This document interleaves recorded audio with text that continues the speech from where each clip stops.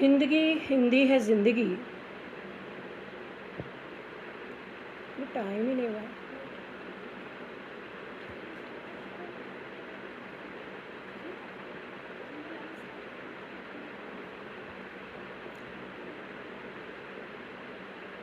हिंदगी हिंदी है जिंदगी के पटल पर आप सब लोगों का स्वागत है।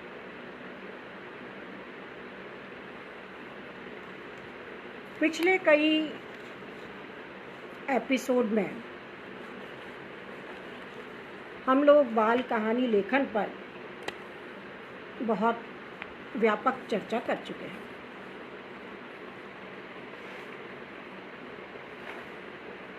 हम लोग यह स्पष्ट रूप से देख चुके हैं कि बाल कहानी का लेखन किस प्रकार किया जाना चाहिए।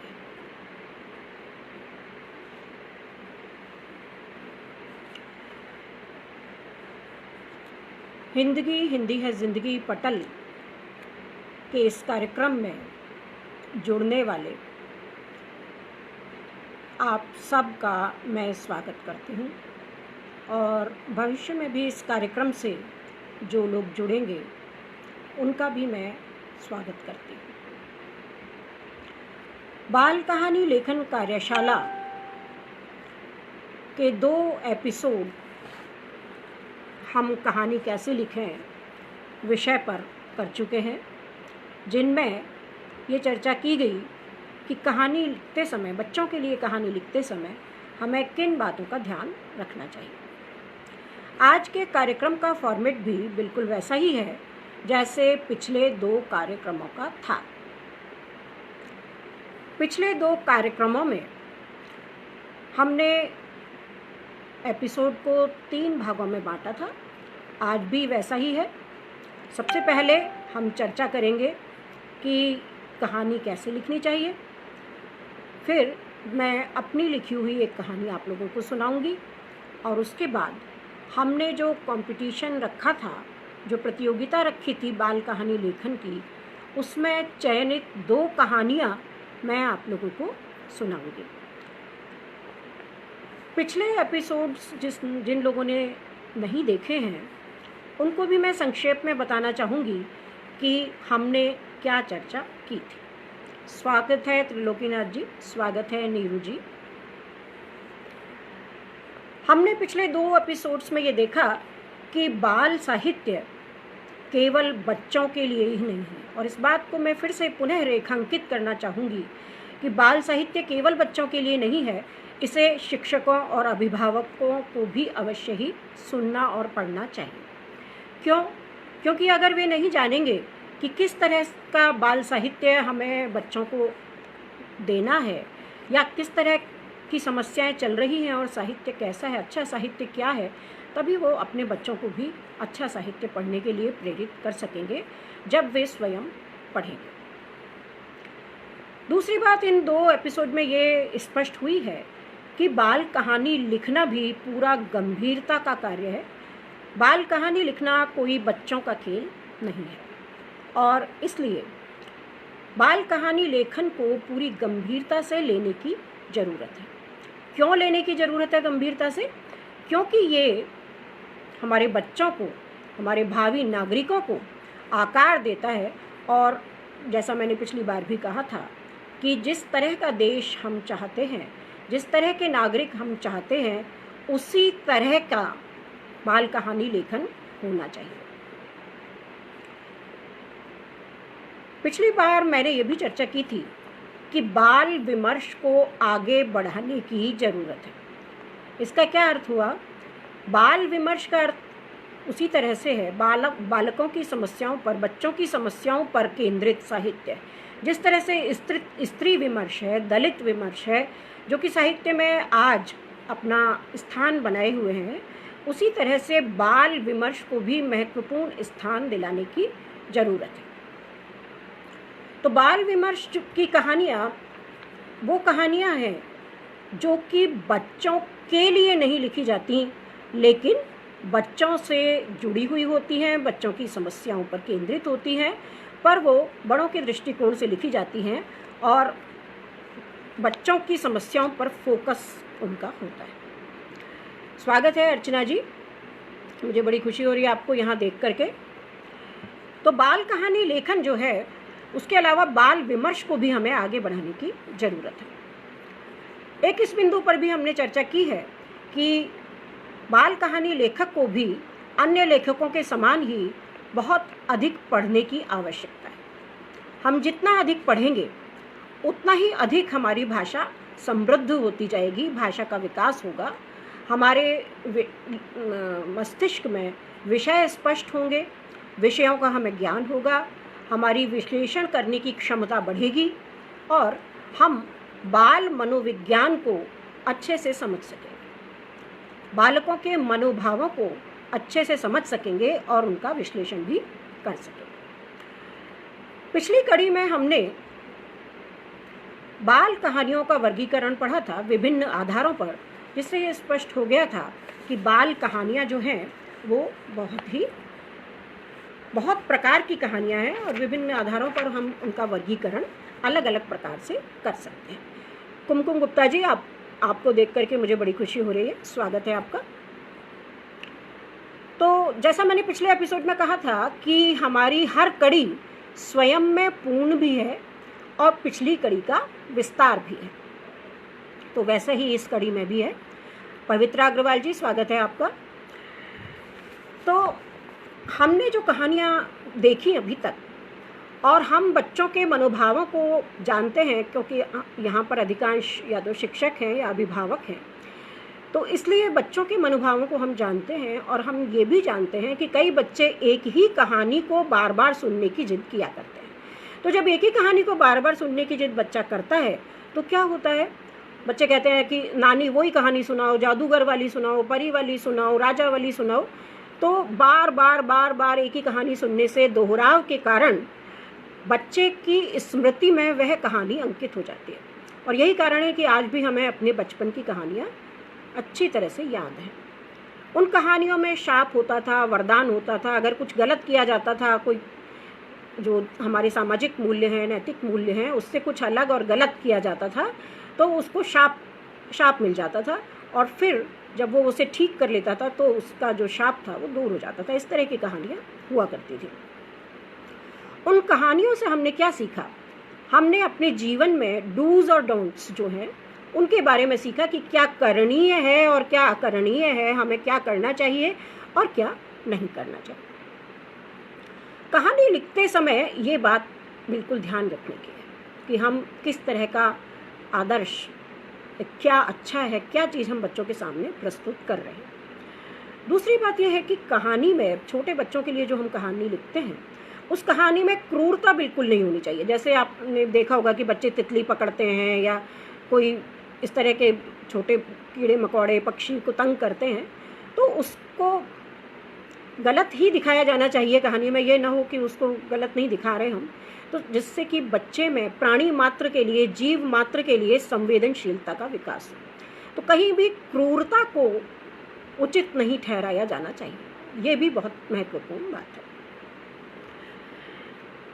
आज का बच्चा हम देखते हैं कि हमारे समय के बच्चे से, जब हम बच्चे थे उस समय से बहुत अलग है। किस तरह से अलग है? आज के बच्चे के पास तकनीक, इतनी सारी तकनीकी ज्ञान है, उसके पास मोबाइल फ़ोन है, उसके पास ऑडियो वीडियो है, जिसको कि वो चाहे वो बच्चों की कहानी देखे लेकिन उसके पास वो उपलब्ध है, उसके पास इंटरनेट है। तो इस तरह से बहुत सारी चीज़ें हैं आज जो हमारे बचपन में हमारे पास बिल्कुल भी नहीं थी। हमारा बचपन या तो किसी बड़े द्वारा सुनाई गई कहानी पर निर्भर करता था और या फिर जो हमारे पास किताबें होती थीं या पत्रिकाएं होती थीं बच्चों की, उस पर निर्भर करता था। तो ये जो परिदृश्य बदल गया है, इस बदले हुए परिदृश्य में अगर हमारे बच्चों के साथ निरंतर हमारा इंटरेक्शन नहीं है तो हम नहीं समझ पाएंगे कि आज का बच्चा कितना बदल गया है। और अगर हम बच्चों के लिए कहानी लिखना चाहते हैं तो बच्चों के साथ निरंतर हमारा संपर्क, उनकी समस्याओं को समझना, उनके मनोभावों को समझना, ये हमारे लिए बहुत ही ज़रूरी है। जैसे मैं अपना उदाहरण दूँ कि मेरी बेटी जब कहानी सुनने लायक हुई, बड़ी वाली बेटी, तो मैंने उसको जितनी मुझे कहानियाँ याद थीं या पता थीं, या महाभारत या रामायण या जो भी कुछ मुझे महान व्यक्तियों की जीवनी के बारे में पता था, मैंने वो कहानियाँ सुनाई। लेकिन उसके कहानी सुनने का कोई अंत ही नहीं था और मेरी कहानियाँ का कोष जो था वो खाली हो गया था। तो मैंने उसको जोड़ जोड़ करके कहानियाँ सुनानी आरंभ कर दी। तो ये कहानियाँ उसने जब अपने पड़ोस में बच्चों को सुनाई, अपनी क्लास के बच्चों को सुनाई, तो उसके बाद में मुझे लगा कि बच्चे उन कहानियों को पसंद कर रहे हैं और फिर मैंने उन कहानियों को लिपिबद्ध किया। तो बच्चों के साथ निरंतर संपर्क के कारण ही, या ये कह सकते हैं कि एक माँ होने के कारण, जो कहानी सुनाना मेरे लिए बहुत ज़रूरी था, क्योंकि अब संयुक्त परिवार तो होते नहीं थे, तो इसलिए मैंने वो कहानियाँ लिखी। तो क्योंकि मैं बच्चों की समस्याओं से, बच्चों की भावनाओं से पूरी तरह परिचित थी, इसलिए मैं उस तरह की कहानियाँ लिख सकी। तो इसलिए बच्चों के साथ लगातार हमारा इंटरेक्शन बहुत ज़रूरी है। एक और चीज़ है जो कि मैं देख रही हूँ कि लुप्त होती जा रही है, बहुत कम बची है, लेकिन वो बाल कहानी की दृष्टि से बहुत ही महत्वपूर्ण है। वो क्या चीज़ है? वो है कहानी में पद्य का प्रयोग, कविता का प्रयोग कहानी के अंदर। क्योंकि बच्चे पद्य को बहुत ज़्यादा पसंद करते हैं और छोटे बच्चे पद्य को तुरंत ही याद भी कर लेते हैं और उसको रिपीट करना, उसको दोहराना बच्चों को बहुत ही पसंद होता है। तो इसलिए पद्य का प्रयोग किया जाए तो कहानी बच्चों के लिए और भी अधिक रोचक बन जाती है। तो ये आप लोगों को भी याद होगी अपनी बचपन में सुनी हुई कहानियाँ। मुझे ध्यान है कि एक कहानी जो कि लोक कथा है और अलग अलग अंचलों में उसको अलग अलग तरह से उसमें पद्य का प्रयोग किया जाता है, वहाँ की लोकल लैंग्वेज के हिसाब से। तो जो एक कौवा है, एक चिड़िया है, वो चना खा रही है बैठ करके एक खूंटे पर, और खूंटे में जगह है, उसमें वो चना घुस जाता है। जब चना घुस जाता है उसके अंदर तो वो परेशान हो जाती है, तो वो बढ़ई के पास जाती है और उससे कहती है कि वो खूंटा चीर दे। वो नहीं चीरता है। तो उसके बाद में वो राजा के पास में जाती है कि राजा बढ़ई को डांट लगाए, तो राजा भी नहीं सुनता है। तो वो रानी के पास जाती है, तो रानी से कहती है कि राजा से रुक जा। तो उसमें कैसे है, वो क्या कहती है कि रानी रानी रानी राजा से रूठ जा। और क्यों रूठ जाऊँ? रानी ने कहा क्यों रूठ जाऊँ? तो उसने कहा कि राजा बढ़ई को डांटे नहीं और बढ़ई खूंटा चीरे नहीं और खूंटे में चनबूटा में चाबू क्या। तो ये बहुत लंबी चेन बन जाती है अंत तक कहानी के पहुँचते पहुँचते। ये तो मैंने शुरू की बात बताई है। तो इसमें बच्चे को बड़ा मज़ा आता है। वो साथ साथ में सुनाने वाले के साथ में खुद भी उसको रिपीट करता है। इसी तरह से एक और कहानी थी, अगर आप लोगों को याद हो तो, एक और कहानी थी जिसमें कि चिड़िया का बच्चा जो है उसे एक कौवा खाना चाहता है। तो जो चिड़िया है वो बहुत समझदार है और वो ये कहती है कि पहले तू मुँह तो धो ले जा करके, और ये जो बच्चा है ये बिल्कुल गीला हो रहा है, पानी में गिर गया था, तो तूने इसको निकाल दिया, ये तो बहुत अच्छी बात है, इस शर्त पर निकाला लेकिन कि मैं इसे खाऊंगा, तो अब तू मुँह धो के आ, तब मैं तुझे इसे खाने दूँगी। तो वो कौवा जाता है सबके पास में और वहाँ जा कर के वो कहता है, कुम्हार से कहता है, तुम कुम्हार दास हम कागदास, तुम देव घड़ल्ला भरे पनल्ला, धोवे मोहल्ला, खाएं चिड़ी का चैंगटा हम बड़े का लूटा। तो इस तरह से ये कहानी का प्रारंभ है, लेकिन बहुत लंबा पद्य बन जाता है अंत तक पहुँचते पहुँचते, और बच्चों को उसमें इतना आनंद आता है। तो इस तरह का पद्य का प्रयोग अगर हम अपनी कहानियों में करें तो मैं समझती हूँ कि उसमें 4 चांद लग जाएंगे। आज मैं आप लोगों को जो अपनी कहानी सुनाना चाहूँगी उस कहानी में भी पद्य का प्रयोग किया गया है, और इसीलिए मैंने आज ही उस कहानी को सुनाने का निर्णय किया, क्योंकि मैं आज ये उदाहरण दे रही हूँ। तो ये कुछ मेरे हिसाब से, मैं नहीं जानती कि आप लोग इससे कितना सहमत होंगे, और मैं ये भी मानती हूँ कि सहमत होना कतई ज़रूरी भी नहीं है। आप इससे असहमत भी हो सकते हैं, सहमत भी हो सकते हैं। डेमोक्रेसी की यही विशेषता है कि हम असहमत होने पर सहमत हैं। अब मैं आगे जो बात करना चाहती हूँ उससे पूर्व मैं ये चाहूँगी कि मैं प्रेमचंद जी की कहानी ईदगाह की बात करूँ, क्योंकि इस कहानी से हम सब परिचित हैं कि प्रेमचंद ने ईदगाह किस तरह की कहानी लिखी है। सब ने बचपन में ये कहानी अवश्य ही पढ़ी है, अगर अभी नहीं पढ़ी है तो बचपन में तो अवश्य ही पढ़ी है। और इसमें हालांकि जो दादी है वो आरंभ में और अंत में जरा सी देर के लिए आती है, लेकिन फिर भी दादी इसका अमर पात्र है और अमिट छाप हमारे मन पर दादी की पड़ती है। आप सबने जिन्होंने, मान लीजिए कोई ऐसा है कि जिसने नहीं पढ़ी है या जिसकी स्मृति में अभी ताज़ा नहीं है ये कहानी, तो उनके लिए मैं ये कहना चाहूँगी कि ईद का दिन है और ईद की गहमा गहमी को बहुत ही अच्छे शब्दों में प्रेमचंद जी ने यहाँ से कहानी को शुरू किया है। और 4-5 बच्चे हैं जो दोस्त हैं, मोहसिन है, नूरे है, मोहम्मद है, सामी है और हामिद है। हमारी कहानी का हीरो हामिद है जो बहुत छोटा सा बच्चा है, 5 साल के लगभग। और ईद पर सबको पैसे मिलते हैं, लेकिन हामिद के माँ बाप नहीं हैं और उसकी दादी बहुत गरीब है, तो दादी उसको बड़ी मुश्किल से 3 पैसे दे पाती है और बड़ी दुखी है इस बात से कि वो केवल 3 पैसे दे पा रही है। बाकी बच्चे अपने पैसे गिन रहे हैं और किसी के पास 12 पैसे हैं, किसी के पास 10 पैसे हैं, किसी के पास 15 पैसे हैं। 100 साल पुरानी कहानी है, इस दृष्टि से आप इस कहानी को देखिए। तो बच्चे बहुत खुश हैं, लेकिन हामिद के पास पैसे नहीं है।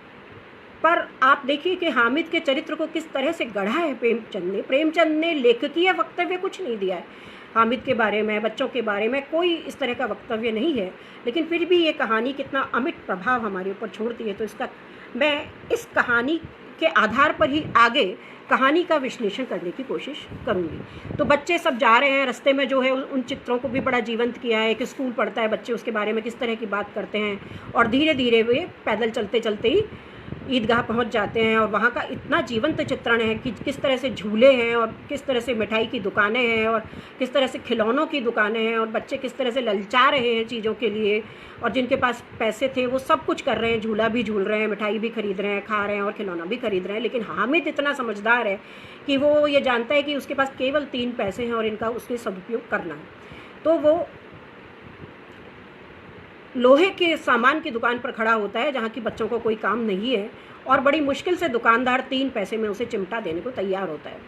अब आप देखिए कि बच्चे उसका इतना मजाक उड़ाने लगते हैं, उपहास करने लगते हैं, लेकिन हामिद गरीब जरूर है पर उसमें कितना आत्मसम्मान है। वो चिमटे को इस तरह महिमा मंडित करता है कि लाजवाब हो जाते हैं बच्चे और बच्चों को लगता है कि इसी ने अच्छी चीज़ खरीदी है, चिमटे से अच्छा कोई खिलौना नहीं हो सकता। आप ये देखिए कि कितनी मज़ेदार बात है। और उसमें आप बच्चों के संवाद देखिए कि बच्चों के मनोविज्ञान पर आधारित है, पूरी तरह से बच्चों के मनोविज्ञान पर आधारित है।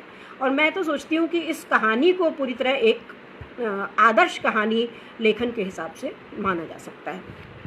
और फिर जब सब बच्चों को वो कन्विंस कर देता है और बच्चों के खिलौने टूट जाते हैं, लेकिन चिमटा बिल्कुल शान से अड़ा हुआ है, खड़ा हुआ है, और एक बच्चा भिश्ती लेता है और एक सिपाही लेता है और एक वकील लेता है और अपने तर्क देते हैं बच्चे कि हमारा खिलौना अच्छा है। लेकिन हामिद अपने तर्कों से, अपनी तार्किक शक्ति से, अपनी वाक्पटुता से ये साबित कर देता है कि चिमटे से अच्छा कुछ नहीं। जब वो घर पहुंचते हैं तो दादी पूछती है क्या लिया, और जब वो बताता है कि 3 पैसे उसने चिमटे में लगा दिए तो दादी अपना सर पीट लेती है और वो सोचती है कि कैसा लड़का है, सुबह से भूखा है, कुछ खाया ना पिया और चिमटा लेकर के आ गया। लेकिन जब बच्चा ये कहता है कि तुम्हारे हाथ जल जाते थे दादी रोटियां सेकते हुए, तो दादी उसको कलेजे से लगा लेती है और उसके आंसू आ जाते हैं। तो कहीं नहीं बताया गया कि क्या करणीय है, क्या करणीय है, लेकिन पढ़ने वाले के मन पर फिर भी इसका अमिट प्रभाव पड़ता है। ये है कहानी लेखन का कौशल। तो अब हम आगे ये देखेंगे कि कहानी के क्या तत्व होते हैं और इस कहानी ईदगाह के आधार पर हम थोड़ा बहुत उसका विश्लेषण करने की कोशिश करेंगे। अर्चना खंडेलवाल जी, स्वागत है आपका। तो हम सब जानते हैं कि 6 तत्व हैं: कथानक, पात्र, संवाद, देश काल और वातावरण, भाषा शैली और उद्देश्य। ये 6 तत्व होते हैं कहानी के। माया दुबे जी, स्वागत है आपका। तो सबसे पहले हम लेते हैं कथानक। कथानक यानी विषय वस्तु, यानी कहानी, कहन जिसे हम कहते हैं, कथा। तो कथा क्या है?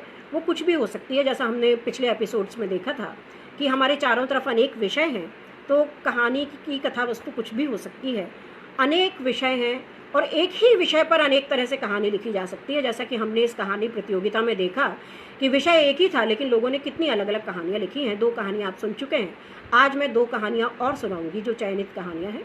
तो आप देखेंगे कि एक ही विषय पर किस तरह से अलग अलग लेखक, अलग अलग, बिल्कुल अलग, कोई लेना देना नहीं एक की कहानी का दूसरे की कहानी से, जबकि विषय एक ही है। तो इस तरह से एक ही विषय पर अनेक कहानियाँ लिखी जा सकती हैं। और कथानक कैसा होना चाहिए? जिसमें नवीनता हो और जिसमें जिज्ञासा बनी रहे। जिज्ञासा बहुत ही महत्वपूर्ण तत्व है, बहुत ऐसा तत्व है जो जिसके कारण पाठक कहानी पढ़ने के लिए बाध्य होता है। तो जिज्ञासा जो है वो बनी रहनी चाहिए, और ऐसा नहीं होना चाहिए कि एक बार हमने कहानी में पात्र जो थे वो शुरू कर दी कहानी लिखनी, और फिर हमारे सिरा पकड़ में ही नहीं आ रहा कि हम कहाँ उसका अंत करें। जैसे हम कई फिल्में देखते हैं जिनमें फिल्म का प्रारंभ तो बहुत अच्छा होता है, लेकिन अंत तक रायता फैल जाता है, और वो जो डायरेक्टर है या लेखक है उसके समझ में नहीं आता कि इस कहानी को समेटा कैसे जाए। तो ये नहीं होना चाहिए। कहानी जिस तरह से हमने जिस गति से शुरू की है उसी तरह से हमें उसे अंत तक पहुँचाना है। तो कथानक बहुत महत्वपूर्ण है, लेकिन कोई विशेष कथानक ही अच्छा होगा ऐसा नहीं है। दूसरी चीज़ है पात्र। जो पात्र हैं वो कहानी में, खास तौर से बाल कहानी में बहुत ज़्यादा पात्र नहीं होने चाहिए। तो पात्र जो है वो सीमित संख्या में होने चाहिए, 1 या 2 मुख्य पात्र हों और बाकी गौण पात्र हों। लेकिन ये ध्यान रखना है कि गौण पात्र भी कहानी के विकास में सहायक, और ऐसा ना हो कि कोई पात्र बीच में छूट जाए, हमें ध्यान ही नहीं है। हमने शुरू में बता दिया इतने पात्र हैं, लेकिन कोई पात्र हमारा बीच में ही छूट जाए, ऐसा नहीं होना चाहिए। और हर पात्र महत्वपूर्ण होना चाहिए कहानी में, उसका कोई ना कोई योगदान होना चाहिए, अवदान होना चाहिए, और कहानी के विकास में वो स्वाभाविक रूप से उसका भी विकास होना चाहिए और कहानी का भी विकास होना चाहिए। जैसे हम ईदगाह कहानी में देखते हैं कि हामिद और दादी प्रमुख पात्र हैं। हालांकि दादी की उपस्थिति बहुत कम है, लेकिन फिर भी वो प्रमुख पात्र है, और बाकी जो दोस्त हैं हामिद के, वो सारे के सारे क्या हैं, गौण पात्र हैं, लेकिन कहानी उनके बिना पूरी होना संभव नहीं है। तो ये दोनों बातें जो हैं वो बहुत ध्यान रखने की है। तो ये 2 तत्व हुए, कथानक और पात्र। और तीसरा तत्व है संवाद, या जिसे हम कथोपकथन भी कहते हैं। तो संवाद जो है वो कहानी को रोचकता प्रदान करते हैं। कहानी कितनी रोचक है ये उसके पात्रों पर के संवादों पर निर्भर करती है, और कहानी वही अच्छी मानी जाती है जिसमें संवाद अधिक हो। अगर संवाद अधिक नहीं होंगे तो क्या होगा कि लेखक ही अपना वक्तव्य देता रहेगा, तो इसका मतलब ये होगी वो तो रिपोर्ट जैसा या संस्मरण जैसा हो जाएगा, वो कहानी जैसा नहीं होगा, क्योंकि उसमें कथोपकथन या संवाद नहीं होंगे। तो इसलिए हम ये देखते हैं कि कहानी में क्या है, संवाद रोचकता प्रदान करते हैं कहानी को नाटकीयता प्रदान करते हैं, और इससे चरित्रों का विकास होता है। और उसके साथ साथ क्या होता है, कहानी की वर्णनात्मकता कम होती है। नहीं तो क्या होगा, कहानी पूरी तरह से वर्णन प्रधान हो जाएगी, तो वर्णनात्मकता भी कम होती है। लेकिन साथ साथ में बच्चों की कहानी में क्या ध्यान रखने की बात है कि बहुत बड़े बड़े वाक्य नहीं होने चाहिए। अगर बहुत बड़े बड़े वाक्य होंगे तो क्या होगा, बच्चा उनको ढंग से पढ़ ही नहीं पाएगा, और जब पढ़ नहीं पाएगा तो उसका मन ही नहीं लगेगा कहानी पढ़ने में। तो संवाद में वाक्य जो है वो बहुत सरल होने चाहिए, स्वाभाविक होने चाहिए, छोटे होने चाहिए, और बाल मनोविज्ञान के अनुरूप होने चाहिए। और इससे भी ज़्यादा महत्वपूर्ण क्या है कि संवाद कथा के प्रवाह को आगे बढ़ाने वाले होने चाहिए। अगर कथा का प्रवाह आगे नहीं बढ़ता है संवादों से, तो फिर क्या मतलब है, वो तो यूजलेस है, मतलब ही नहीं है उन संवादों का। तो सब कुछ किसके लिए कर रहे हैं हम, कहानी के लिए कर रहे हैं। तो कहानी जिससे अच्छी बने, कथानक ऐसा होना चाहिए जिससे कहानी अच्छी बने, पात्र ऐसे होने चाहिए जिनके कारण कहानी अच्छी बने, संवाद ऐसे होने चाहिए, कथोपकथन ऐसे होने चाहिए जिससे कि कहानी अच्छी बने। तो छोटे सरल स्वाभाविक कहानी के प्रवाह को, कहानी की गति को, और पात्रों का विकास करने वाले और कहानी का विकास करने वाले संवाद होने चाहिए। चौथा तत्व आता है देश काल और वातावरण। किस काल की कहानी है, किस स्थान की कहानी है। देश काल, देश यानी स्थान, क्या स्थान बताया गया है, क्या काल बताया गया है, वातावरण क्या है, ये बहुत महत्वपूर्ण है। क्योंकि कहानी का माहौल, कहानी हम अच्छे से समझ पाएँ या कहानी को जीवंत बनाने का कार्य ये करता है। जैसे आप देखिए ईदगाह कहानी में प्रेमचंद ने कितना सशक्त वर्णन किया है। ईदगाह में बच्चे जा रहे हैं, वहाँ उस समय भाषा जो थी उसके हिसाब से उन्होंने हिंडोले शब्द का प्रयोग किया है। तो झूले जो हैं उन पर बच्चे झूल रहे हैं, और मिठाई की दुकानें सजी हुई हैं, उनका देखिए कितना जीवंत चित्रण है। और बच्चे जिस तरह से ललचाए हुए हैं, बच्चे जिस तरह से एक दूसरे को चिढ़ा रहे हैं और बच्चे खुश हो रहे हैं कि उनके पास ज़्यादा पैसे हैं या कम पैसे हैं, तो उसका भी बहुत ही सरस और सजीव वर्णन ईदगाह कहानी में किया गया है। मैंने एक कहानी को आधार इसलिए बनाया है ताकि हमें बात ज़्यादा अच्छे से समझ में आ जाए। और अगर ये वर्णन चित्रात्मक शैली में है तो ऐसा लगता है कि हम कहानी सुन नहीं रहे हैं या पढ़ नहीं रहे हैं, बल्कि हम कहानी देख रहे हैं। अब यहाँ ये और रेखांकित करने वाली बात है कि जिसने जैसा मेला देखा होगा, ABCD मान लीजिए 4 लोग हैं और 4 उस कहानी को पढ़ रहे हैं, तो चारों अपने देखे हुए मेले या ईदगाह में अगर वे कभी गए हैं तो उसके अनुसार ही उस ईदगाह का चित्र अपने मस्तिष्क में बनाएंगे। और इस तरह से उन चारों ही बच्चों को जो उस कहानी को पढ़ रहे हैं, चारों ही पाठकों को एक रचनात्मकता का, एक सृजन का सुख भी मिलेगा और हर एक का चित्र अपना अलग चित्र होगा। तो ये कहानी पढ़ने की विशेषता है कि हर आदमी अपनी कल्पना शक्ति का प्रयोग, हर बच्चा अपनी कल्पना शक्ति का प्रयोग कर पाता है। ये बात आप देखिए कितनी अलग है। आज हम फिल्म देखते हैं, उसमें हमारी कल्पना शक्ति का कोई प्रयोग नहीं होता, लेकिन अगर आप कहानी पढ़ते या सुनते हैं तो आप अपनी कल्पना शक्ति का पूरा प्रयोग करते हैं। और जब बच्चा उस कहानी को पुनः किसी और को सुनाता है तो वो पुनः सृजन करता है उस कहानी का। ऐसा नहीं कि ऐसी की ऐसी सुना देता है, कुछ उसमें घट जाता है, कुछ उसमें बढ़ जाता है, कुछ उसकी कल्पना शक्ति का समावेश हो जाता है। तो इस तरह से बच्चा उस कहानी को पुनः सृजित करता है और इस तरह से उसको उसकी भाषा का विकास होता है, उसकी कल्पना शक्ति का विकास होता है और उसकी इमेजिनेशन का विकास होने के कारण वो आगे और भी ज़्यादा पढ़ने और लिखने के लिए प्रेरित होता है। इसके बाद आती है 5वां तत्व जो है वो है भाषा शैली। अब हम जानते हैं कि कहानी का वाहक कौन है? भाषा है। अगर भाषा नहीं हो तो कहानी भी नहीं होगी। और हमने पहले भी ये बात की है कि जब से भाषा है तब से ही कहानी है। और ऐसा कोई देश नहीं जहाँ कहानी ना हो और ऐसी कोई भाषा नहीं जिसमें कहानी ना कही जाती हो। कहने और सुनने की मानवीय प्रवृत्ति का परिणाम है कहानी।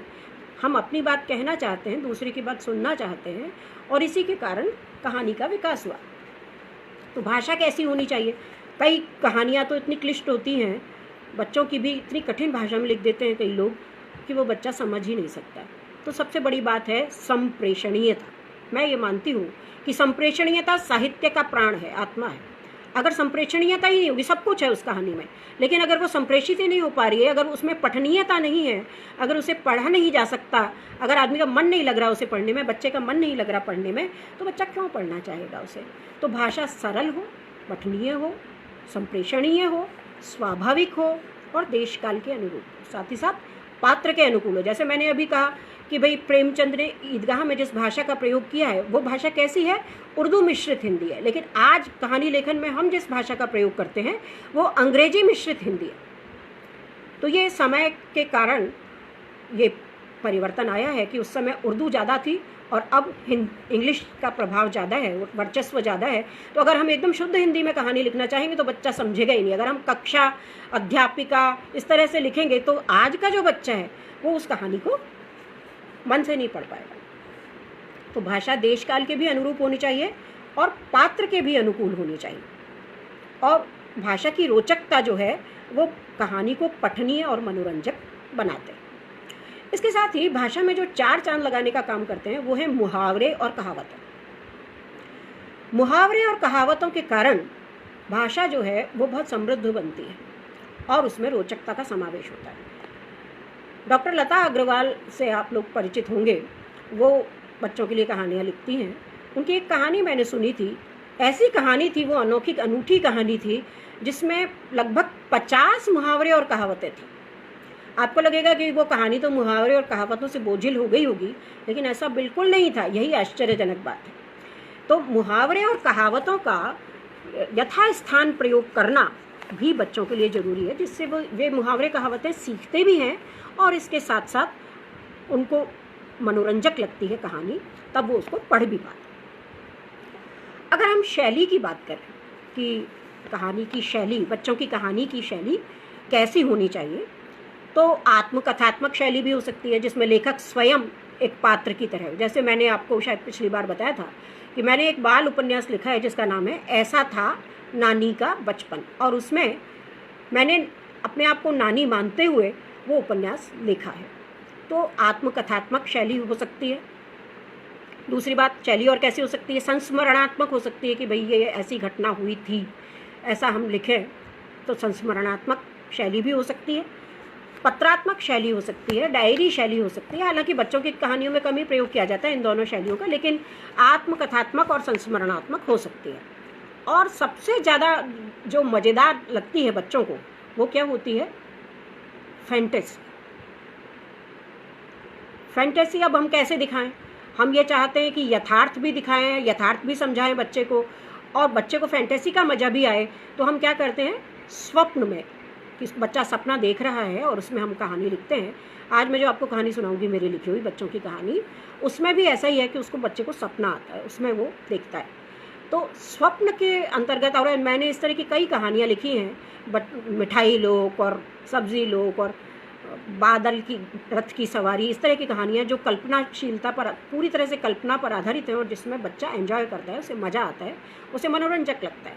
तो इस तरह की कहानियाँ अगर लिखी जाती हैं तो वो बच्चे को अच्छी लगती हैं। हमेशा यथार्थ भी हमें भी नहीं अच्छा लगता तो बच्चे को भी अच्छा नहीं लगता। तो ये हमने देखा कि ये 5 तत्व हुए, कथानक, पात्र, संवाद, देशकाल, वातावरण और भाषा शैली। और छठा और अंतिम तत्व है उद्देश्य। कहानी का उद्देश्य क्या है? कई लोग कहते हैं कि कहानी का उद्देश्य बिल्कुल स्पष्ट रूप से बताया जाना चाहिए, लेकिन मैं इससे बिल्कुल असहमत हूँ। कहानी का उद्देश्य कहीं भी अलग से नहीं बताया जाना चाहिए। हम सब जानते हैं कि पंचतंत्र की रचना कैसे की गई थी। वो जो राजकुमार थे वो पढ़ना नहीं चाहते थे, और जो भी आता शिक्षक, जो भी कोई उनके पास आता पढ़ाने के लिए, तो वो कहते अरे ये तो पढ़ाने लग गया, और वो भाग जाते थे वहाँ से, और वो पढ़ते नहीं थे। तब राजा ने शर्त ही ये रखी थी कि भाई इन राजकुमारों को कोई पढ़ा दे और उन्हें पता भी नहीं चले कि उन्हें पढ़ाया गया है। ऐसा अगर हो तभी ये पढ़ सकते हैं। और तब विष्णु शर्मा ने पंचतंत्र की रचना की, जिसके माध्यम से कूटनीति और राजनीति के गूढ़ तत्वों को पशु पक्षियों की कहानी के माध्यम से समझाया गया था। तो उद्देश्य तो है, लेकिन ऐसा नहीं लगना चाहिए कि पढ़ाया जा रहा है। और मैं पहले भी ये स्पष्ट कर चुकी हूँ कि टेक्स्ट बुक की तरह, अगर हम टेक्स्ट बुक में जिस तरह से दिया गया होता है उसी तरह से अगर हम कहानी लिखने लगेंगे बच्चों की पत्रिकाओं में या बच्चों की कहानी की पुस्तकों में, तो वो बच्चों के लिए डाइजेस्ट करना उसे बड़ा मुश्किल हो जाएगा। तो इसलिए ये ज़रूरी है कि कहानी का उद्देश्य होते हुए भी वो इस तरह से हो कि बच्चों को पता भी नहीं चले। जैसे हम इस तरह करते हैं कि बच्चा जो है वो कहानी सुनते सुनते कोई भी उसको जो पसंद नहीं होती वो चीज़ भी खा लेता है। तो उसी तरह से हमें बच्चे के लिए कहानी लिखनी है कि जो कहानी का उद्देश्य है वो होते हुए भी बच्चे की समझ में ना आए कि ये उसे पढ़ाया जा रहा है। इस तरह से होना चाहिए, जैसे कि मैं शायद पहले भी उदाहरण दे चुकी हूँ कि दूध में हम चीनी घोलते हैं, तो दूध में चीनी डालने से चीनी अलग से कहीं भी नज़र नहीं आती, चीनी का स्वाद अलग से नहीं नज़र आता, वो दूध की मिठास को बढ़ा देती है और वो दूध ज़्यादा स्वादिष्ट हो जाता है। उसी तरह से कहानी का जो उद्देश्य है वो होना तो चाहिए, संदेश जो है वो होना तो चाहिए कहानी के अंदर, लेकिन वो संदेश ऐसा होना चाहिए जो दूध में चीनी की तरह, कहानी में इस तरह हो जैसे दूध में चीनी घुल जाती है, हर जगह हो। ईदगाह कहानी इसका उदाहरण है कि जो कुछ भी लेखक कहना चाहता है, जो कुछ भी संदेश लेखक देना चाहता है, उसने ईदगाह कहानी के माध्यम से पूरी तरह से इस कहानी में दिया है, और वो पाठक पर उचित प्रभाव छोड़ने में भी समर्थ है। लेकिन फिर भी वो अलग से कहीं कुछ, लेखक अलग से कहीं कुछ नहीं कहता। तो इस तरह की कहानी की लिखने की ज़रूरत है। तो इस तरह हम पाते हैं कि बाल कहानी कैसी होनी चाहिए। हम बच्चों को देखते हैं, बच्चों से डील किया है हम सब लोगों ने, और इसमें कुछ शिक्षक भी हैं, उन्होंने तो बहुत ही ज़्यादा किया है, बाकी हम जैसे लोगों ने माँ होने के नाते किया है। तो हम ये जानते हैं कि बच्चों के शारीरिक पोषण का हम पूरी तरह से ध्यान रखते हैं कि भाई प्रोटीन भी होना चाहिए। अब आप देखिए, बाई चांस ऐसा है कि कहानी के भी 6 तत्व हैं और जो प्रोटीन विटामिन वगैरह हैं ये भी 6 तत्व हैं। तो जिस तरह से कि हम शारीरिक पोषण में ध्यान रखते हैं कि विटामिन भी होने चाहिए और मिनरल्स भी होने चाहिए, प्रोटीन भी होना चाहिए, पानी भी होना चाहिए, ये सब कुछ, आयरन भी होना चाहिए, सब कुछ होना चाहिए खाने में, उसकी थाली में। तो शारीरिक पोषण का तो हम पूरा ध्यान रखते हैं, लेकिन हम मानसिक पोषण का कितना ध्यान रखते हैं? कितने अभिभावक ऐसे हैं जो अपने बच्चों के लिए किताबें लाते हैं? कितने अभिभावक ऐसे हैं जो अपने बच्चों को उपहार में किताबें देते हैं? और कितने लोग ऐसे हैं जो बच्चों के दोस्तों की बर्थडे पर या किसी अवसर पर पुस्तकें भेंट करते हैं? अगर हम ऐसा करेंगे तो मानसिक पोषण मिलेगा बच्चों को। और जो कहानी है वो इसी तरह है जैसे कि एक थाली होती है जिसमें हम तरह तरह के व्यंजन, जिसमें सारे पोषक तत्व भी हों लेकिन वो स्वादिष्ट भी हों, ऐसा हम करने की कोशिश करते हैं। तभी बच्चा उस भोजन को खाता है, अदरवाइज़ वो खाता ही नहीं है, थाली सरका के चल देता है। तो इसी तरह से हमारी कहानी की जो थाली है वो स्वादिष्ट तो हो ही, कहानी मनोरंजक तो हो ही, उसमें संप्रेषणीयता हो, वो पठनीय हो, वो रोचक हो, ये सारे तत्व तो उसमें होने चाहिए, बच्चे को पसंद आने वाली होनी चाहिए, लेकिन साथ साथ पोषण भी ज़रूरी है। और इसलिए मानसिक पोषण उसे मिले, इस तरह की कहानी हमें निर्मित करनी है। तो हम ये कह सकते हैं कि इस तरह की जो कहानी लिखी जाएगी उसे बच्चे अवश्य ही पसंद करेंगे। तो ये हमारा आज का पहला भाग जो है, पहला सेगमेंट कि कहानी कैसे लिखें, कहानी लेखन कार्यशाला, वो संपन्न होता है, पहला भाग। और अब हमारा दूसरा भाग प्रारंभ होता है जिसमें मैं अपनी लिखी हुई एक कहानी सुनाती हूँ। तो जैसा मैंने कहा था कि मेरी इस कहानी की दो विशेषता जो मैं बता चुकी हूँ कि एक तो बच्चे को सपना दिखाई देता है, उसमें वो देखता है, और दूसरा इस कहानी में एक छोटे से पद्यांश का मैंने प्रयोग किया है। तो ये मेरे दो प्रयोग हैं इस कहानी में। आप बताइए, कहानी बहुत बड़ी नहीं है कि ये कहानी बच्चों के लिए कैसी रहेगी। तो कहानी प्रारंभ करती हूँ जिसका शीर्षक है चिंटू और चॉकलेट। और ये मेरे इस कहानी संग्रह है जिसका नाम है जब खिलौने रूठ गए। ये मेरे संग्रह का नाम है जो 3 साल पहले आया था, जब खिलौने रूठ गए, इसमें से लिया गया। अमेज़ॉन पर ये उपलब्ध है अगर कोई भी लेना चाहे। तो यहाँ से कहानी शुरू होती है। चॉकलेट खाना किस बच्चे को अच्छा नहीं लगता। इसके मीठे और चॉकलेटी स्वाद में बच्चे ही नहीं बड़े भी डूब जाते हैं और सामने चॉकलेट को देखकर स्वयं को रोक ही नहीं पाते। परंतु चिंटू तो चॉकलेट का दीवाना ही था। जब भी बाजार जाता मम्मी पापा से चॉकलेट की जिद करता। वह तुरंत ढेर सारी चॉकलेट खा भी जाता और उन्हें समाप्त कर देता। उसे कई बार समझाया मम्मी ने, बेटा यदि चॉकलेट खानी है तो 1 या 2 टुकड़े ही खाया करो, इतनी बड़ी चॉकलेट को एक साथ नहीं खाते। लेकिन चॉकलेट के लिए पागल चिंटू माँ की बात पर ध्यान ही नहीं देता था। माँ को चिंटू के स्वास्थ्य की चिंता बनी रहती थी, इसलिए वे चाहती थी कि चिंटू को ज़्यादा चॉकलेट खाने के कारण कोई परेशानी ना हो जाए। अब उन्होंने चिंटू को दूसरी तरह से समझाने की कोशिश की। उन्होंने चिंटू को बताया कि चॉकलेट खाने के बाद उसका चिपचिपा पदार्थ हमारे दांतों में चिपका रह जाता है, जो हमारे दांतों को बहुत नुकसान करता है। दांतों में कीड़े लग जाते हैं और दांतों में भयंकर दर्द होने लगता है। ना ठंडी चीज़ खा सकते हैं ना गर्म चीज़, यानी ऐसी कोई भी चीज़ खाने से परेशानी होती है। और अंत में क्या होता है कि इस परेशानी की स्थिति से छुटकारा पाने के लिए दांत उखड़वाने पड़ते हैं। अब माँ ने तो अपनी तरफ से सोचा कि उसने बहुत ही अच्छी तरह से समझा दिया, लेकिन इन बातों का चिंटू पर कोई प्रभाव नहीं हुआ। उसका रोजाना चॉकलेट खाना वैसे ही चलता रहा। लेकिन मम्मी ने भी हार कहाँ मानी। उनकी एक सहेली दांतों की डॉक्टर थी, डॉक्टर अंजलि। मम्मी चिंटू को अंजलि आंटी के क्लिनिक में ले गई। वहाँ कितने ही ऐसे छोटे छोटे बच्चे आए जिनके दांतों में दर्द था और उनके दांतों में कीड़े लग गए थे। दांत के दर्द से बेचारे बच्चे रो रहे थे। अंजलि आंटी ने बताया, ये ऐसे बच्चे हैं जो मीठी चिपचिपी चीज़ें तो खाते ही हैं, साथ ही दांतों की सफाई पर भी ध्यान नहीं देते। ना तो सुबह उठकर दांत साफ करते हैं और ना रात को सोते समय ब्रश करते हैं। यहाँ तक कि खाने के बाद कुल्ला भी नहीं करते, जिससे दांतों में अटके कण सड़ कर उन्हें नुकसान पहुँचाते हैं। ऐसे बच्चे सलाद, फल, दूध, शरीर को फ़ायदा पहुंचाने वाली कोई चीज़ नहीं खाते। चिंटू भी ध्यान से सब कुछ सुन रहा था, लेकिन फिर भी उसका मन अंजलि आंटी की बातों को मानने का कतई नहीं हो रहा था। लेकिन इसके बाद चिंटू में कुछ थोड़ा सा बदलाव अवश्य आया। अब उसने चॉकलेट के लिए जिद करना छोड़ दिया। परंतु उसके घर कभी मामा जी, कभी नाना जी, कभी बुआ जी, मौसी जी, उसके पापा के दोस्त, मम्मी की सहेलियां, सब लोग आते ही रहते थे। जब भी कोई आता चिंटू के लिए चॉकलेट तो जरूर ही लाता, इसलिए उसे मेहमानों का आना बड़ा अच्छा लगता था। देखते ही देखते वो चॉकलेट चट कर जाता। वह अब कोशिश भी करता था कि 1-2 टुकड़े ही खाए, परंतु 2 टुकड़े खाने के बाद तो चॉकलेट की इच्छा और ज़्यादा बढ़ जाती थी। उस दिन चिंटू की छोटी बुआ जी बहुत दिनों के बाद उनके घर आई।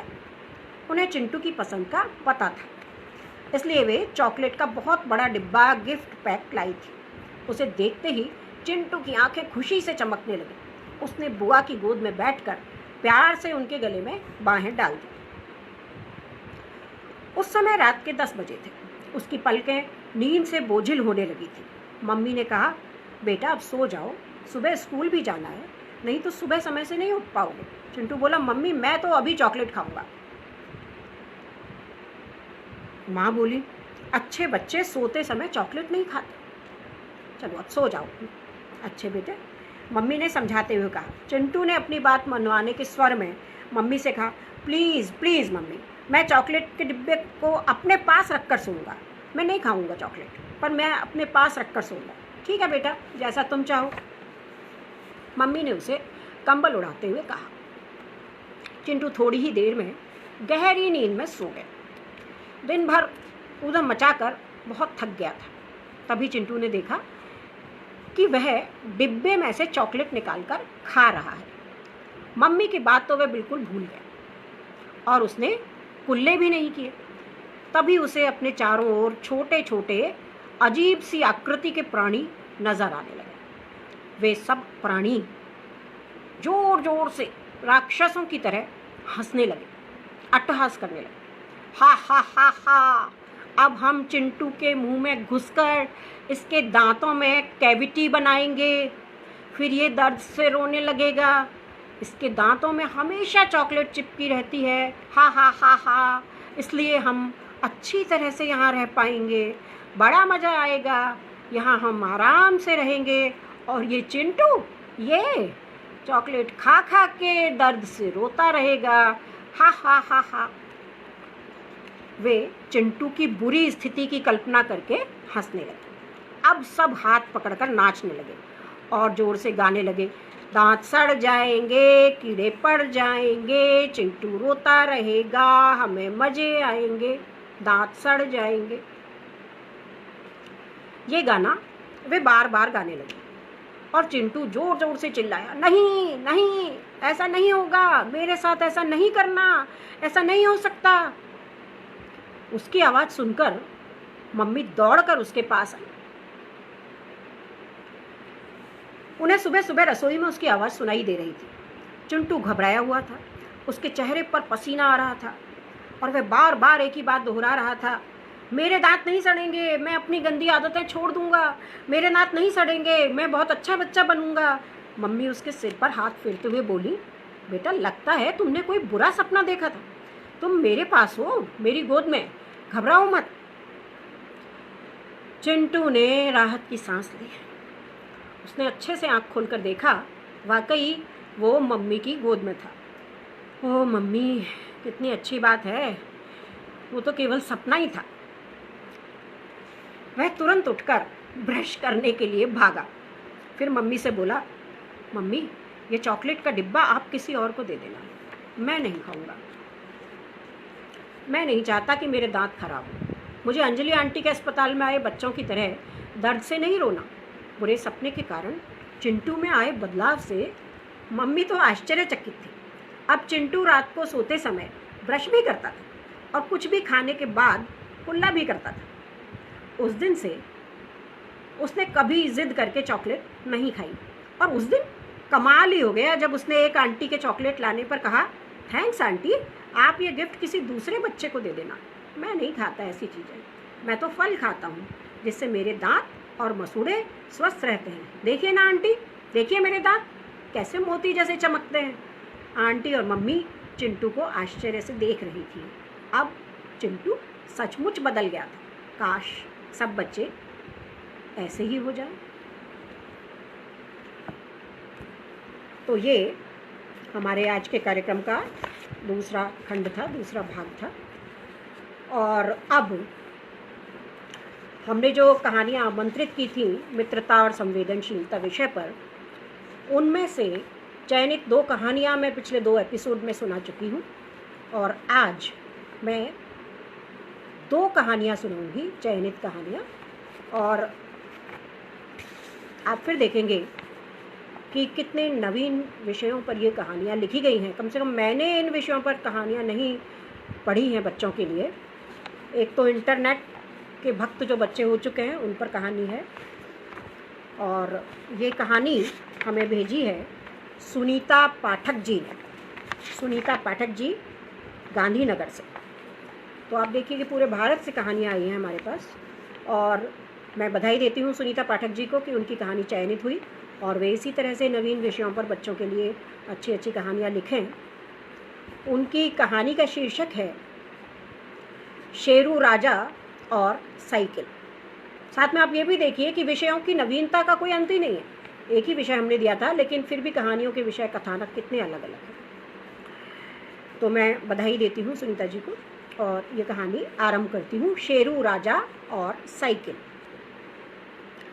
एक दिन आनंद वन के युवराज शेरू ने रौब में आकर जंगल में अपने दोस्तों से अकड़ कर कहा, ये बच्चों जैसी साइकिल चलाना मुझे बिल्कुल नहीं भाता। मैं तो राजकुमार हूँ, मुझे सामान्य लोगों से कुछ हटकर काम करना चाहिए। धीमी धीमी रफ्तार में सबके साथ साइकिल चलाना मेरी शान के खिलाफ है। पैडल चलाकर साइकिल चलाने से मुझे तो थकान हो जाती है। मैं क्या सामान्य प्राणी थोड़ी हूँ, मुझे औरों से हमेशा अलग काम करने का मन करता है। सुनो, अब ऐसा करो कि इस साइकिल को पंचर कर दो और एक साइड में रख दो। ये मेरे किसी काम की नहीं। मेरे लिए एक अच्छी सी बाइक लेकर आओ। बाइक की तेज रफ्तार मुझे हमेशा लुभाती है। बिना थकान के हवा से बातें करती रफ्तार में पूरे जंगल में घूमना कितना मज़ेदार होगा। मैं तो अब केवल बाइक चलाऊंगा और कभी कभी तुम लोग भी मेरे पीछे बैठ जाना, तुम्हें भी जंगल की सैर कराऊंगा। सभी शेरू के जिद्दी स्वभाव से परिचित थे, क्योंकि वो एक बार जो ठान लेता था उसे हर हाल में करवा कर मानता था। फिर भी भोलू भालू ने शेरू के गुस्से से डरते हुए समझाने का प्रयास किया। देखो भाई शेरू भाई, अभी तुम्हारी बाइक चलाने की उम्र नहीं हुई है, तुम अभी बहुत छोटे हो। पहले तुम साइकिल चलाने का तो अभ्यास कर लो अच्छी तरह। अभी तो तुम साइकिल चलाना नहीं जानते, और फिर ट्रैफिक रूल्स कहाँ जानते हो? अभी तुम्हें ट्रैफिक के नियमों को कोई ज्ञान ही नहीं है, तो ऐसे में तुम कैसे बाइक चलाओगे? पर शेरू जी भला कहाँ मानने को समझने को तैयार थे। वे तो गुस्से से लाल पीले हो गए। मुझे ज़्यादा समझने की ज़रूरत नहीं है, मैंने जो कहा है वो तो मुझे चाहिए ही चाहिए। अरे बाइक चलाना कौन सा कठिन काम है? और पता नहीं है इंटरनेट पर सब कुछ सीखा जा सकता है। ऐसी कोई चीज़ है जिससे जो हम इंटरनेट से नहीं सीख सकते? देखते नहीं हो क्या, मैं तो हमेशा वीडियो गेम में बाइक चलाता हूँ। उनके क्रोध से डरकर थर थर कांपते हुए सभी जानवरों ने एक शानदार बाइक लाकर सामने खड़ी कर दी। शेरू को तो मानो मन मांगी मुराद मिल गई। रौबीले शेरू जी ने खुश होकर बाइक पर बैठकर जोरदार किक लगाई और बाइक स्टार्ट की तो सभी दोस्तों ने खुश होकर तालियां बजाई। लेकिन जैसे ही शेरू ने एक्सीलेटर दबाया, बाइक तो हवा में उछलकर दूर जा गिरी और शेरू औंधे मुंह दूसरी तरफ जा कर के गिरा। अनाड़ी शेरू को समझ में आ गया कि उसने क्या कर दिया था। शेरू के शरीर के बहुत सारे अंगों पर बहुत गहरी चोट लगी। भोलू भालू और उसके दोस्तों ने उसे झटपट एम्बुलेंस बुलाकर अस्पताल पहुंचाया। शेरू जी दर्द से करा रहे थे और उनसे हिला डुला भी नहीं जा रहा था। इलाज शुरू हो जाने के बाद बिस्तर पर लेटे घायल शेरू के सिर पर हाथ फेर कर भोलू ने प्यार से समझाया, देखो शेरू भैया, जल्दी का काम शैतान का माना जाता है। स्वस्थ होने पर आप पहले इत्मीनान से साइकिल चलाना सीखो, उसके बाद 18 वर्ष की उम्र के होने पर बाइक चलाना बिल्कुल भी मुश्किल नहीं लगेगा। शेरू को अपनी गलती का एहसास हो चुका था। उसने भोलू भालू से कहा, हाँ मित्र, मैं ये बात समझ गया हूँ कि झूठी शान में हम अपना ही नुकसान करते हैं। साइकिल चलाना इको फ्रेंडली भी है और हमारी उम्र के उपयुक्त भी है, इससे हमारा स्वास्थ्य भी अच्छा रहता है। इसलिए अब तो मैं बाइक को एक तरफ रखकर पहले साइकिल चलाना ही सीखूंगा। तो इस तरह से शेरू राजा ने साइकिल को अपना लिया और बाइक को दूर रख दिया। तो पुनः बधाई सुनीता पाठक जी, ये कहानी आपने बहुत ही अच्छी लिखी है। छोटी सी कहानी है और बच्चों के अनुकूल भी है, बच्चों को समझ आती है इतनी सारी चीज़ों की और बहुत ही कुशलता से संदेश पिरोया गया। एक और कहानी जो मैं आप लोगों को सुनाने वाली हूँ, कहानी है, लेखक हैं डॉक्टर मोहम्मद साजिद खान और उन्होंने ये कहानी भेजी है शाहजहाँपुर से। तो देखिए आप, अभी गुजरात की कहानी थी और अभी उत्तर प्रदेश से कहानी है। इससे पहले हम राजस्थान की भी सुन चुके हैं और इस कहानी का विषय बिल्कुल ही अलग है। जैसी मैंने कभी नहीं पढ़ी बच्चों के लिए ऐसी लिखी हुई कहानी। बच्चे जो थर्ड जेंडर है इस पर यह कहानी है और बच्चे भी इससे परिचित हो जाएं, ये एक नया प्रयास मुझे लगा। कहानी का शीर्षक है मैं कौन हूँ और कहानी की विशेषता है कि ये बहुत छोटी है, बड़ी नहीं है। संवाद से कहानी प्रारंभ होती है। देखो देखो, वह फिर आ रहा है, कहते हुए सारे बच्चे हंसने लगे। राहुल ने कहा, मुझे तो ये लड़की लगता है। हाँ, चलता भी तो कैसे है, लहरा लहरा कर, सीमांत ने कहा। मैंने उस दिन पापा और चाचा की बातें सुनी थी। वे कह रहे थे कि ईश्वर ने उसे ना तो पुरुष बनाया है और न ही महिला। अनन्या ने उसकी हाँ में हाँ मिलाई। पर जो भी हो, वह है तो हमसे अलग, राहुल बोल पड़ा। हाँ यार, सीमांत ने कहा, इसकी बोली और बातचीत भी अजीब सी है। बात बात पर ऐसे शर्माता है कि लड़कियां भी शर्मा जाएं इसके सामने। मुझे तो उसके साथ खेलना बिल्कुल पसंद नहीं, राहुल ने कहा। लेकिन यार ऐसा मत बोलो, बंटी है तो अपना दोस्त। अब तक चुप रहे शुभ ने कहा। और उसने कभी हमें भला बुरा भी नहीं कहा, तो जाओ ना, खेलो उसी के साथ। कहते हुए राहुल, सीमांत और अनन्या तीनों दूसरी ओर चले गए। लेकिन शुभ वहीं डटा रहा। तभी बंटी आ गया। क्या हुआ भाई, सभी मुझसे नाराज हैं क्या? बंटी ने भोलेपन से शुभ से पूछा। शुभ ने वस्तु स्थिति को भांपते हुए कहा, नहीं तो चलो हम दोनों खेलते हैं। बंटी खुश हो गया। वह शुभ के साथ खेलने लगा। आज हम गुड्डे गुड़िया का खेल खेलेंगे।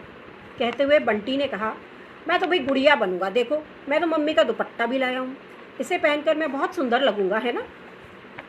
शुभ ने अचकचाते हुए कहा, पर अगर अनामिका आ जाती तो हम लोग ये खेल खेलते। चलो तब तक और कुछ खेलते हैं। ठीक है। फिर वे देर तक खेलते रहे। बाद में अनामिका भी आ गई और वे गुड्डे गुड़िया का खेल भी खेले। एक दिन, इसके बहुत कुछ दिनों बाद की बात है, एक दिन जब बंटी खेलने आया तो बहुत ही खुश था। उसने अपने खास दोस्त शुभ से कहा, आज पापा मुझे डॉक्टर के पास ले गए थे। डॉक्टर अंकल ने मुझसे बहुत सारे सवाल पूछे और कहा। क्या कहा? शुभ ने कहा। तब बंटी ने उसे विस्तार से बताया। उन्होंने कहा कि कुछ दिनों तक मेरा इलाज चलेगा, एक छोटा सा ऑपरेशन होगा और तब मैं मम्मी का दुपट्टा ओढ़ सकूंगा। है ना मजे की बात? अब राहुल, सीमांत और अनन्या मुझसे बोले या ना बोले, अब से मेरी दोस्त होंगी। बाद में, इसके बाद से मेरी दोस्त होंगी अनामिका, तुलिका, निहारिका और कौन बंटी? शुभ पूछ बैठा। और तुम? बंटी ने कहा, तुम तो मेरे दोस्त हमेशा रहोगे। हाँ हाँ, क्यों नहीं? शुभ ने कहा, मैं हमेशा तुम्हारे साथ खेलूँगा और तुम हमेशा मेरे दोस्त रहोगे। इस बार छमाही परीक्षा के बाद छुट्टी में बंटी अपने पापा के साथ बॉम्बे गया था किसी बड़े डॉक्टर को दिखाने। उसका एक छोटा सा ऑपरेशन भी होना था। अनामिका और शुभ को बंटी के बिना अच्छा नहीं लग रहा था। 1 महीने बाद जब बंटी वापस आया तो बहुत ही खुश था। अनामिका और शुभ उसे देखने गए। अनामिका ने पूछा, कैसे हो बंटी? बहुत ही अच्छा हूँ, उसने चहकते हुए कहा। अब कितना अच्छा लग रहा है, देखो मेरे बाल भी कितने लंबे हो गए हैं और कितने अच्छे होने लगे हैं। अब मेरे बाल भी अनामिका जैसे हो जाएंगे और मैं निहारिका जैसे अच्छे अच्छे सूट पहनूंगा। तभी उसके पापा भी आ गए। बोले, हाँ बेटा, अब तुम्हारा नया नाम भी रखा जाएगा। वह हंसते हुए बोले, पर ये नाम रखने का काम तुम्हारे ये दोस्त ही करेंगे। वाह, तब तो मज़ा आ जाएगा। सारे दोस्त एक साथ बोले। मैं नाम बताऊं? अनामिका ने कहा। हाँ हाँ जरूर, बंटी ने खुश होकर कहा। पापा भी पास ही आ बैठे। लतिका, अनामिका ने चहक कर कहा, कैसा है ये नाम? अरे वाह, ये नाम तो मुझे बहुत पसंद आया, बंटी ने भी कहा। और मुझे भी। बंटी के मम्मी पापा भी चहक उठे।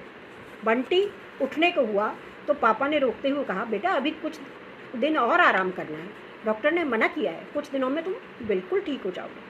अंकल ठीक कह रहे हैं बंटी, तुम आराम करो, अब हम लोग रोज आते रहेंगे, शुभ ने कहा। बंटी या लतिका? अनामिका बोल उठी। और उसकी इस बात पर सभी बच्चे हंस पड़े। तो आपने देखा कि ये अलग सी बात, अलग सा विषय कितनी आसानी से कहानी में पिरो करके और बच्चों को समझाने का प्रयास किया गया है, लेकिन बिल्कुल मनोरंजक और रोचक और संप्रेषणीय पठनीय ढंग से। तो ये ही बहुत ज़रूरी है बाल कहानी लेखन में। विषय कुछ भी हम उठाएं, लेकिन बच्चों को समझ में आना चाहिए और उसकी रोचकता कम नहीं होनी चाहिए और सरल, स्वाभाविक, सहज भाषा का प्रयोग होना चाहिए। तो आज का एपिसोड जो है, इसका समय समाप्त हो रहा है।